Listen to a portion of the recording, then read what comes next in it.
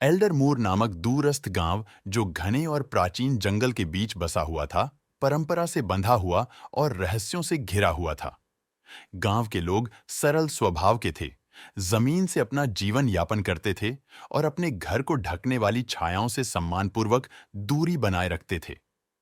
उनके सर्वोत्तम प्रयासों के बावजूद एक रहस्य बना रहा, एक मायावी प्राणी जिसे केवल मूनग्लो बीस्ट के नाम से जाना जाता था। मूनग्लो बीस्ट की कहानियां पीढ़ियों से चली आ रही थीं। कहा जाता था कि यह प्राणी केवल उन रातों में प्रकट होता था जब चंद्रमा आकाश में नीचे और पूर्ण होता था। उसकी चमक जंगल को एक अलौकिक प्रकाश से रोशन करती थी। विवरण बेहद विविध थे। कुछ का दावा था कि यह भालू जितना बड़ा था, जिसकी आंखें लालटेन की तरह चमकती थीं। दूसरों ने कसम खाई कि यह छोटा और तेज था, जिसकी फर चांदी की तरह चमकती थी।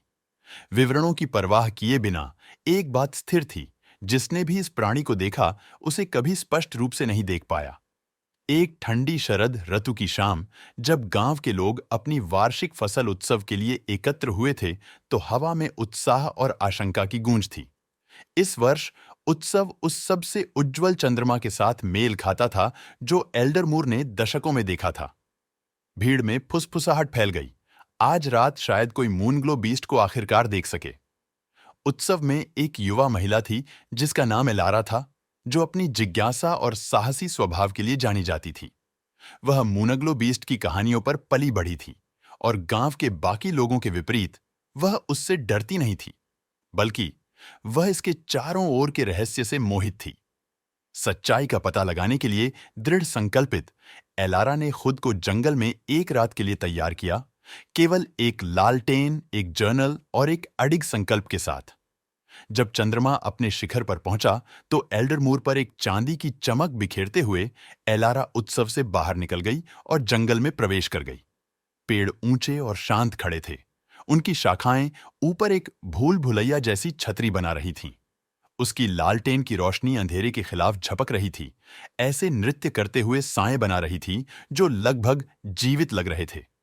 घंटों बीत गए। जब एलारा जंगल में गहराई तक भटकती रही, उसकी इंद्रियां तीव्र हो गईं और उसका दिल उत्सुकता से धड़क रहा था।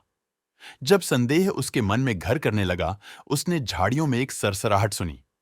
उसने मुड़कर देखा, उसकी सांस रुक गई।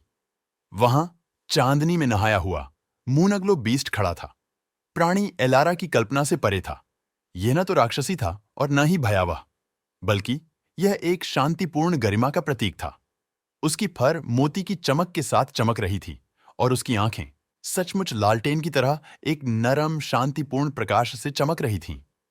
प्राणी ने एलारा को लगभग मानव बुद्धिमत्ता के साथ देखा, मानो वह भी इस क्षण की प्रतीक्षा कर रहा हो। धीरे धीरे एलारा ने अपने बैग से अपनी जर्नल निकाली और कांपते हाथों से प्राणी की तस्वीर बनाने लगी। मूनग्लो बीस्ट ने उसे ध्यान से देखा, लेकिन भागने की कोई कोशिश नहीं की। इसके बजाय यह पास आया, आश्चर्यजनक कोमलता के साथ उसके हाथ को नजदीक किया। एलारा ने एक कनेक्शन महसूस किया, एक समझ जो शब्दों से परे थी। उसे एहसास हुआ कि यह प्राणी कोई राक्षस नहीं था, बल्कि जंगल का एक संरक्षक था, जो एल्डरमूर में व्याप्त जादू का जीवित प्रतीक था। जब भोर की पहली रोशनी चमकने लगी, मूनग्लो बीस्ट मुड़कर जंगल की गहराई में गायब हो गया। एलारा को उसकी सोच और उसकी तस्वीरों के साथ अकेला छोड़ गया। वह गांव लौट आई, उसका दिल अचंभे से भरा हुआ और उसके मन में उसने जो खोजा था, उसके विचारों की दौड़। एलारा की मूनग्लो बीस्ट के साथ मुठभेड़ ने एल्डरमूर को हमेशा के लिए बदल दिया। ग्रामीण जो अज्ञात से डरते थे, उन्होंने अपने जंगल के घर के रहस्यों को अपनाना शुरू कर दिया। उन्होंने प्राणी को एक डरावनी किंवदंती के रूप में नहीं, बल्कि उनके चारों ओर की जादू और सुंदरता के प्रतीक के रूप में सम्मानित किया। और इस प्रकार मूनग्लो बीस्ट की कहानी जीवित रही, एक कहानी जो डर और अंधकार की नहीं, बल्कि आश्चर्य, संबंध और प्राकृतिक दुनिया के स्थायी आकर्षण की थी।